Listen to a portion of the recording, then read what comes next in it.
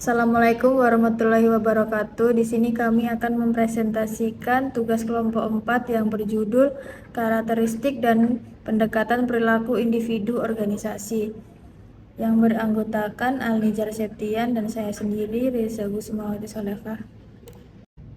Pengertian perilaku keorganisasian. Keorganisasian merupakan bidang studi yang mempelajari tentang interaksi manusia dalam organisasi, meliputi studi secara sistematis tentang perilaku, struktur, dan proses dalam organisasi.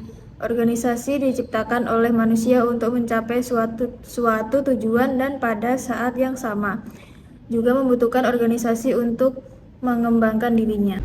Karakteristik dalam perilaku organisasi. Fokus dari perilaku keorganisasian adalah perilaku individu dalam organisasi. Oleh karenanya harus mampu memahami perilaku berbagai individu dan organisasi. Struktur berkaitan dengan hubungan yang bersifat tetap dalam organisasi, bagaimana pekerjaan dalam organisasi dirancang, dan bagaimana pekerjaan diatur. Struktur organisasi berpengaruh terhadap perilaku individu atau orang dalam organisasi serta efektivitas organisasi.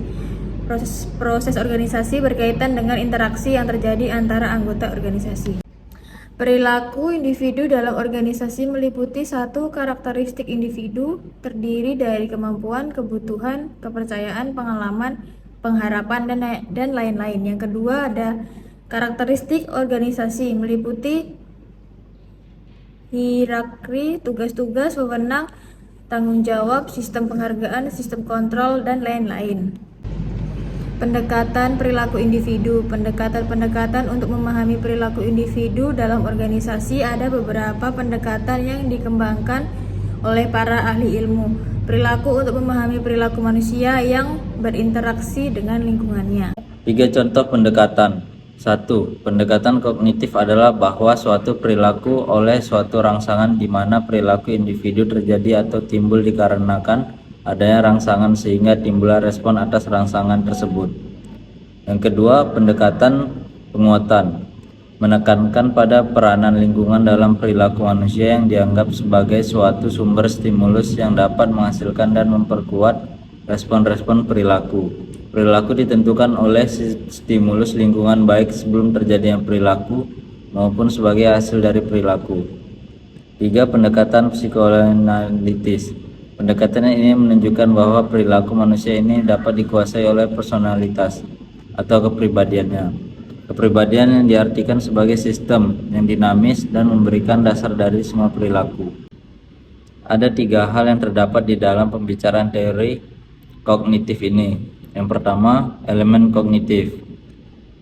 Menurut Neisser adalah aktivitas untuk mengetahui, misalnya kegiatan untuk mencapai yang dikehendaki pengaturannya, dan penggunaan pengetahuan.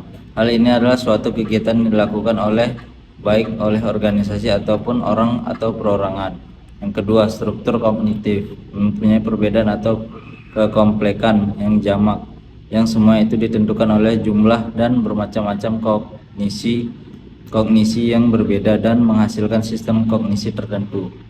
Harta milik kedua dari struktur kognitif adalah kesatuan yang sistem atau konsonans. Yang ketiga, fungsi kognitif memberikan motivasi terhadap konsekuensi perilaku. Pendekatan kognitif menekankan pada mental internal seperti berpikir dan menimbang, penafsiran atau persepsi individu tentang lingkungan yang dipertimbangkan lebih penting daripada lingkungan itu sendiri. Kesimpulan, perilaku individu dalam organisasi adalah suatu reaksi yang dilakukan oleh individu di dalam organisasi untuk bekerja sama dengan organisasi agar tujuan organisasi tersebut tercapai. Ada beberapa pendekatan yang dikembangkan oleh para ahli ilmu perilaku untuk memahami perilaku manusia yang berinteraksi dengan lingkungannya. Behind the scene.